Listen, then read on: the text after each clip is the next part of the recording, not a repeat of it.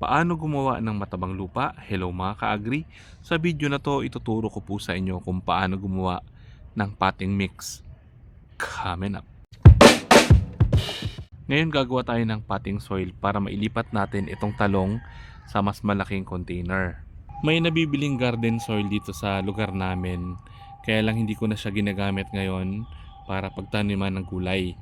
Kasi nasubukan ko dati, hindi po kasi nabubuhay yung karamihan ng gulay na tinatanim ko gamit yung garden soil. Kung mabuhay man siya, payat yung mga gulay. Hindi ko po alam kung ano yung mga nakahalo. Sabi nila may dumi daw ng bulate, may dumi ng baka, pero ang duda ko marami siyang kusot, no? Hindi ganoon kadami yung lupa. Ano, ito halos kalahating sako pero nabubuhat ko po na isang kamay. Napakagaan niya. Ayan, no? So titignan natin. Ayan, may mga labhang, may mga ipa ng palay. Ito, durog na siya. Pero parang may mga kusot. Ayan, parang konti yung lupa. Kailangan kasi may lupa yung garden soil natin. Kaya ang nire-recommend po namin pag gumagawa ng garden soil ay 50-50. 50% lupa tapos 50% na pinaghalo-halong organic matter. So ngayon ituturo ko sa inyo yung mga pwede natin magamit sa paggawa ng garden soil o potting mix na makikita lang dito sa ating bakuran. Ito pong mga bulok na bayabas, yan, durug-durug na, ihahalo natin doon. So itong mga prutas ay mayaman sa potassium. Yung potassium po nakakatulong para paramihin yung bulaklak at bunga ng ating mga tanim. Ito abo, yung mga pinagsunugan ng dahon. Ito mayaman din sa potassium, pampabulaklak tsaka pampabunga din. Tapos meron siyang source ng carbon. And then nakakatulong din po itong abo para itaas yung pH level. Hindi siya maging acidic. Maiiwasan natin yung problema sa mga fungus. Kasi kung acidic yung lupa, yan po yung gustong-gustong pamahayan ng mga fungus. Itong mga durog na uling, yan, magagamit natin to. Ito may carbon din, tapos napapataas din ito yung pH level ng lupa, tapos kaya niya rin mag-hold ng moisture kasi pumapasok po dito sa mga butas ng uling yung nutrients, tubig, tsaka yung mga microorganisms. So hahaluan natin yung lupa itong dinurog na uling. Tapos itong dating lupa na pinagtaniman na, basta hindi po namatayan ng tanim, walang sakit na tumama sa huling nakatanim dito, pwede natin siyang gamitin. Kung tinamaan po ng sakit yung nakatanim dito, kailangan natin siya i-disinfect. Pwede nyo pong ibilad muna sa araw, ilatag nyo para maarawan lahat. Pwede kayong mag-spray din ng hydrogen peroxide para ma-disinfect. Pwede nyo rin siyang buhusan ng mainit na tubig. Pwede rin nyo pong isangag sa malaking kawa para mamatay yung mga bakterya. Next ay yung topsoil. So dito po madalas naiipon yung tubig baha. Kaya inaanod po dito yung mga pinong lupa, may kasamang buhangin, medyo sandy na siya. So yan yung i-scrape natin.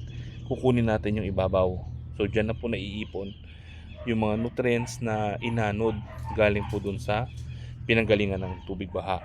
Kung meron po kayong compost, mga pinabubulok na organic matter, yan pwede nyo pong ihalo din dito. Yung compost ko kasi hindi pa durog yung mga organic matter. So kaya yung mga available lang po sa paligid muna yung gagamitin ko. Ito medyo matagal siyang natuyuan, kaya buo-buo yung lupa dito sa container. Buksan natin.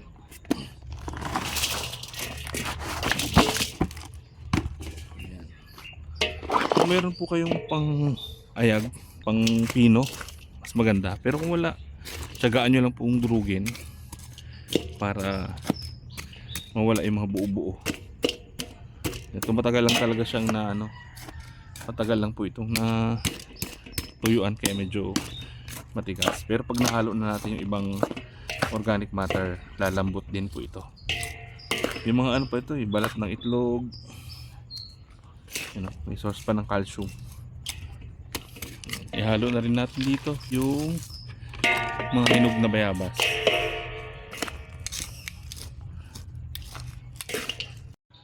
Ihalo na rin natin dito yung abo. Ito po yung pinagsunugan ng mga dahon. Ihalo natin.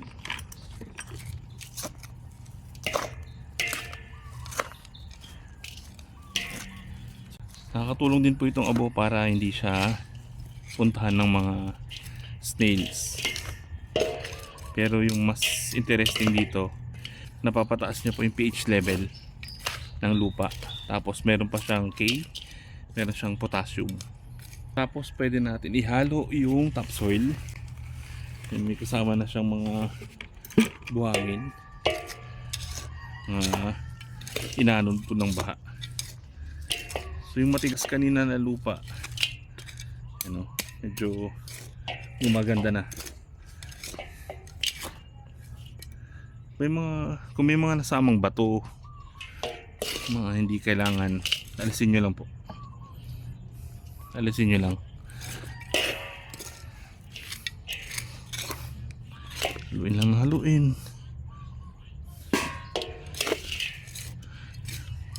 Tapos itong uling, kailangan natin siyang i-activate.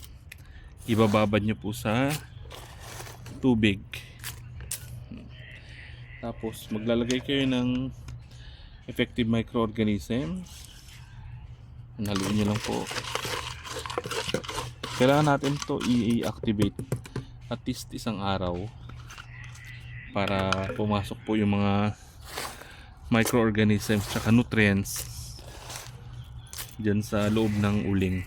Kung meron po kayong mga concoctions, fish amino acid, fermented plant juice, fermented fruit juice, isama nyo na po dun sa tubig para may karga agad yung uling. Ang nilagay natin dyan yung ginawa natin concoction nakaraan. Tapos may microorganisms na rin yan.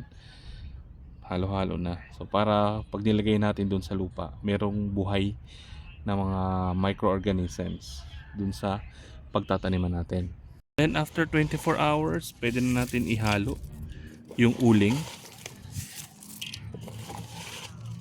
sa ating potting mix.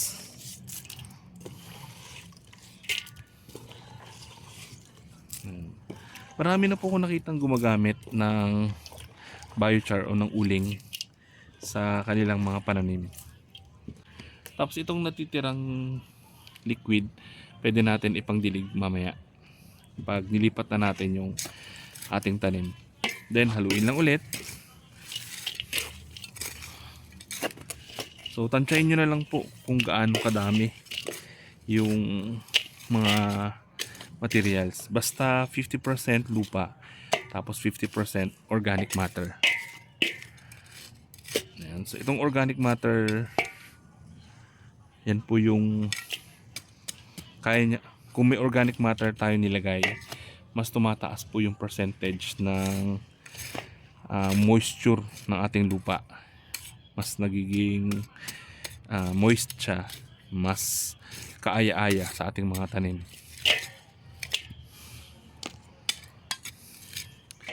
Kanina super tigas niya, ngayon ang ganda na, halos durog na.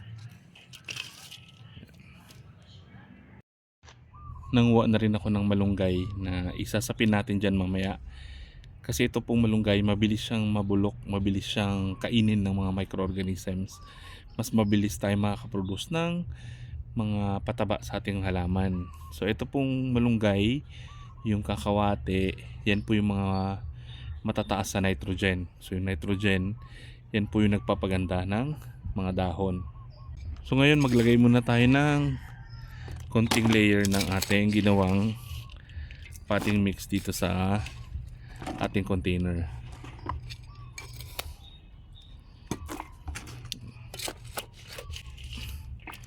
Bago natin i-transfer yung talong.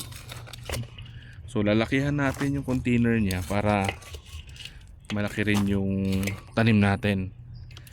Medyo nalilimitahan sila sa maliit na container. Kaya maliliit yung mga tanim natin. Tapos mas maganda nito, na-improve yung lupa. Kasi sobrang init po ngayon. Ang bilis po matuyo nung ating lupa.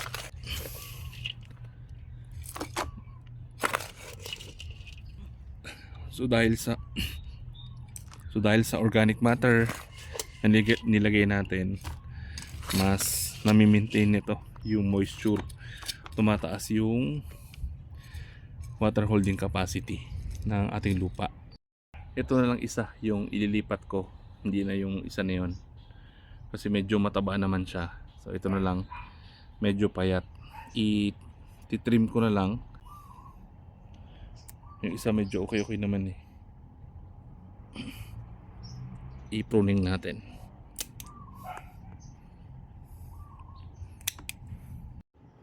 Ayan. Ikut-ikutin nyo lang po para mag-loose yung soil. Tapos kunin na natin yung tanim.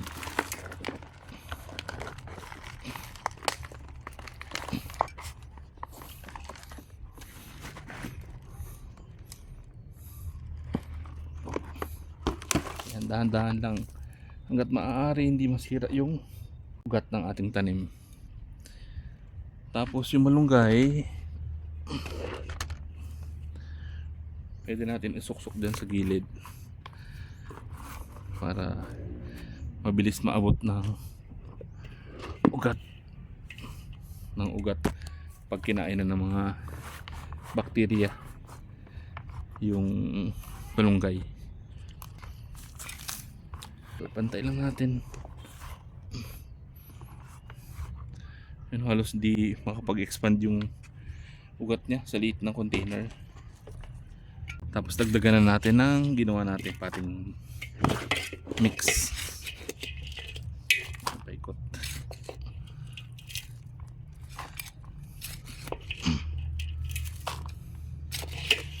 Ito pwede pa natin i-mulch sa ibabaw ng malunggay kung meron pa kayong mapagkukunan.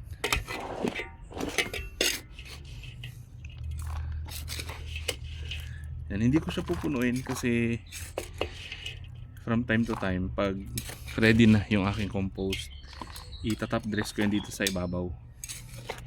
Kaya meron akong tinitira talaga na space dito sa ibabaw. Tapos yung natira kanina na pinagbabaran, yan, pwede natin ipang dilig.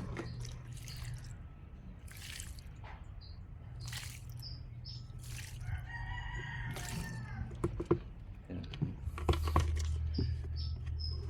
Sayang itong mga uling-uling na yan. So ito po, dahil bagong transplant, wag nyo muna siyang papaarawan. Ilagay nyo muna siya sa lilim dahil na-stress yung tanim. Mga 2 to 3 days bago natin siya i-introduce ulit sa full sunlight. So yun lang po, sana nakatulong yung information na to kung paano gumawa ng matabang lupa, ng potting mix, potting soil, garden soil. Kung sa tingin nyo po nakatulong yung information na to, palike naman. And sana po tulungan nyo rin kami i-share yung mga information para makatulong tayo sa iba. Maraming salamat po. Happy farming!